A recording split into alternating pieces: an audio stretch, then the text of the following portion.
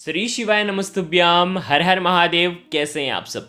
देखिए, हम सभी जानते हैं कि अभी वैशाख का पवित्र महीना चल रहा है और वैशाख का महीना होता है भगवान विष्णु को समर्पित। पूर्ण रूप से पूरा महीना भगवान विष्णु को समर्पित होता है और इस वैशाख की एकादशी जो कि सबसे ज़्यादा बड़ी होती है और सबसे ज़्यादा खास होती है, जो कि है मोहिनी एकादशी। कल 19 मई को मोहिनी एकादशी है और रविवार का दिन है, इसीलिए आपको रविवार की एकादशी के 2 उपाय आज के इस वीडियो में हम आपको बताएंगे। देखिए, मोहिनी एकादशी नाम से ही प्रतीत होता है कि मोह में ले जाने वाली एकादशी। देखो, हमें यहाँ पर एक पौराणिक कथा के अनुसार अगर हम देखें तो मोहिनी एकादशी के दिन भगवान श्री हरि विष्णु ने मोहिनी रूप का अवतार लिया था। यानी कि श्री हरि विष्णु एकमात्र ऐसा उन्होंने अवतार लिया था जो स्त्री का था।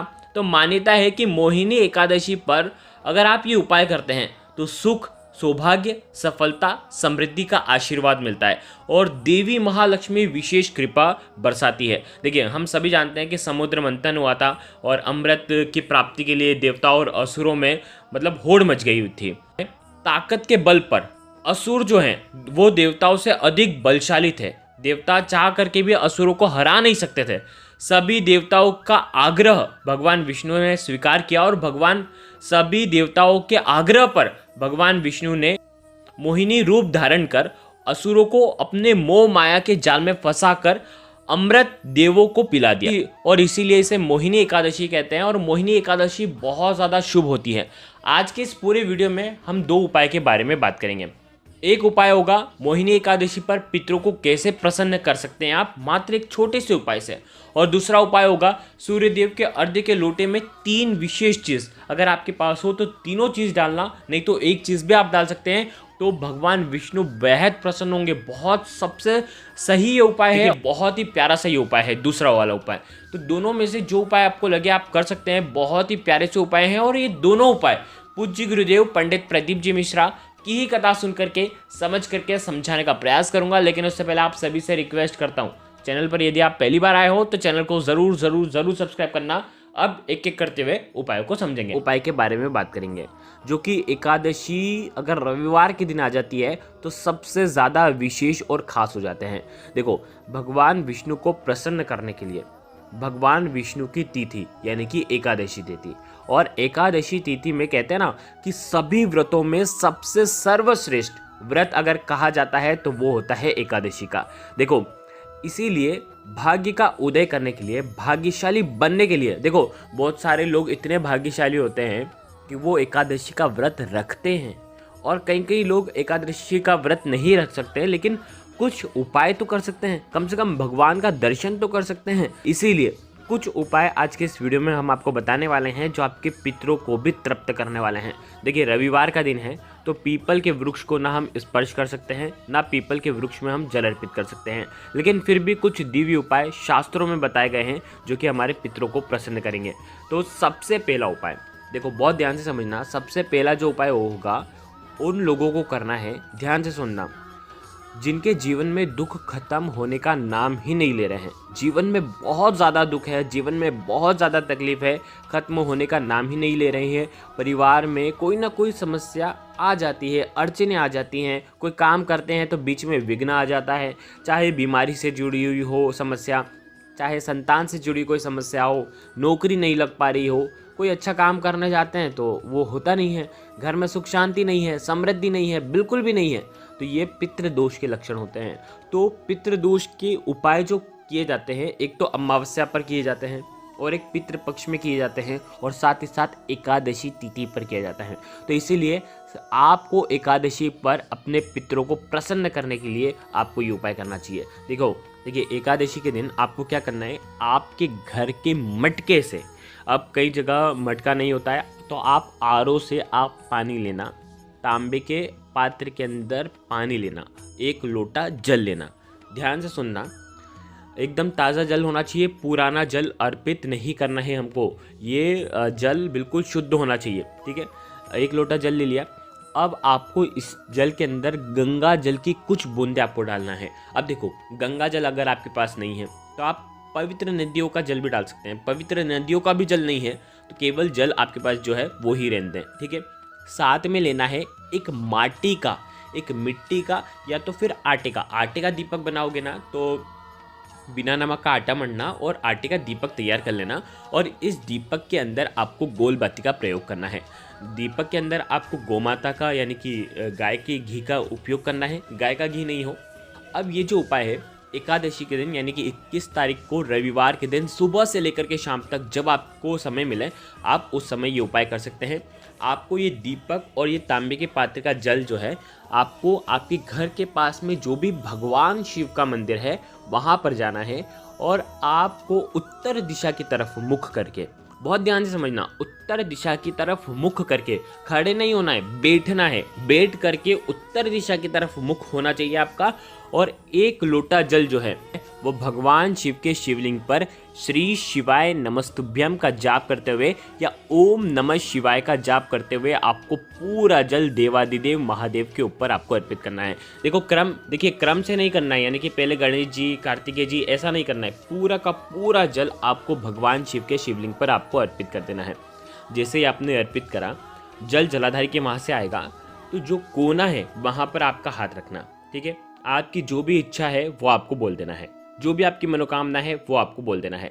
अब आपको वहाँ से उठना है और नंदी जी, भगवान के सामने जो नंदी जी हैं, नंदी जी के वहाँ पर आपको जाना है और नंदी जी के जस्ट पीछे आपको आना है और पीछे से भगवान शिव को निहारना है और आपको 3 बार स्वधा स्वधा स्वधा, 3 बार आपको स्वधा स्वधा स्वधा बोलना है। और स्वधा मंत्र अगर आपको आता है तो उसका भी जाप कर सकते हैं। देखो, पार्वती माता की जो नानी है उनका नाम है स्वधा, ठीक है, जो कि पितृलोक में निवास करती हैं। और देखो, 1 लोटा जल जैसे ही आपने देवादिदेव महादेव के ऊपर जल अर्पित करा तो संपूर्ण भाग पितरों को प्राप्त हो जाता है, जिससे आपके पितृ जो हैं वो तर जाते हैं। और जब वो तर जाते हैं ना तो जीवन में जितने भी दुख हैं, तकलीफ है, कष्ट है, समस्या है, बीमारी है, क्लेश है, परिवार में सुख समृद्धि नहीं है, तो वो सब आपकी समस्याएं जो है वो दूर हो जाती है। अपनी कामना आपको बोलना है, 3 बार स्वधा स्वधा स्वधा का जाप करना है, मात्र 1 लोटा जल, और आपकी जीवन के पितृ दोष पितृ आशीर्वाद में बदल जाएंगे। जीवन की सारी समस्याएं जो हैं वो पितृ जो हैं वो दूर कर देते हैं। देखो, समय समय पर हमें पितरों को वैसे तो याद करना ही चाहिए, तो इस प्रकार से ये सुंदर सा उपाय करना। और जैसे ही मंदिर के बाहर निकलोगे, जो 1 दीपक लेकर के आए हो वो चौखट पर आपको प्रज्वलित करना है। अब देखो, समझना, आप जैसे मंदिर के अंदर हो अभी और मंदिर के जैसे ही बाहर जाओगे तो आपका उल्टा हाथ होना चाहिए, ठीक है। और मंदिर के जैसे अंदर आते हो तो आपका सीधा हाथ होना चाहिए। तो चौखट पर आपको दीपक प्रज्वलित करना है और दीपक प्रज्वलित करते समय वहाँ पर प्रज्वलित करने के बाद वहीं पर आपको थोड़ी देर बैठना है और आपको स्वधा स्वधा स्वधा का वापस से आपको जाप करना है। और आपके जीवन की जो भी परेशानियां हैं वो निश्चित तौर पर भगवान शिव की कृपा से, स्वधा माता की कृपा से वो दूर हो जाएगी। आपको ये सुंदर सा उपाय करना है। ये हो गया पहला महा उपाय। अब हम बात करते हैं दूसरे विशेष उपाय की, सूर्य देव को आपको किस प्रकार से अर्घ्य देना है। देखिए, समझना, आपको सूर्य देव को अर्घ्य देना है कुछ विशेष चीजें डालकर, ताकि आपके जीवन में कभी भी तेज की कमी नहीं हो, कभी भी आप उदास नहीं हो, कभी भी आपके जीवन में तकलीफ नहीं हो,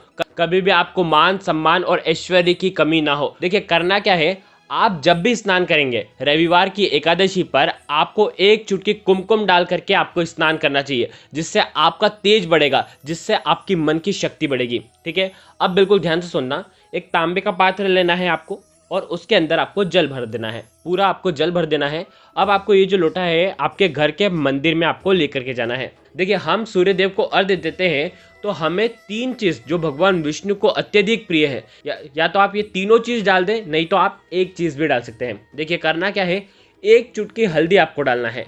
ओम नमो भगवते वासुदेवाय का 11 बार जाप करके 1 चुटकी आप हल्दी डाल दें।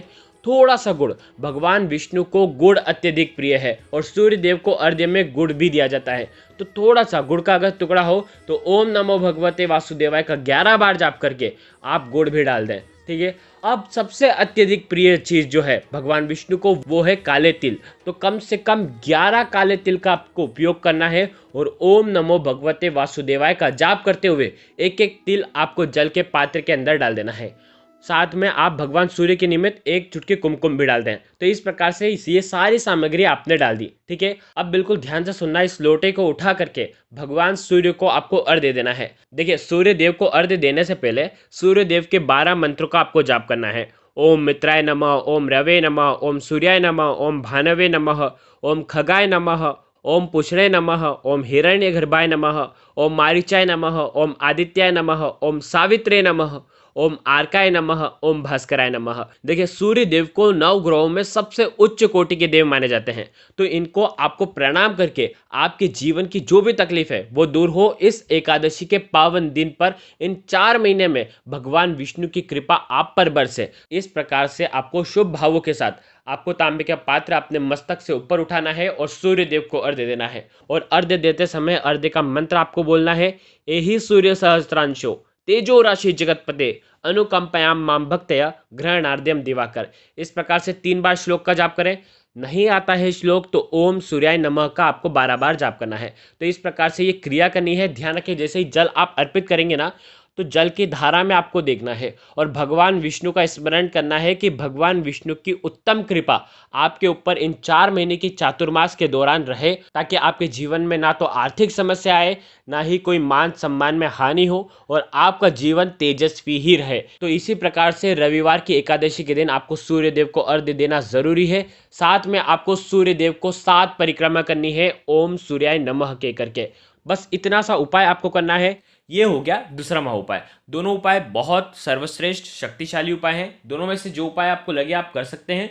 श्री शिवाय नमस्तुभ्यम। हर हर महादेव।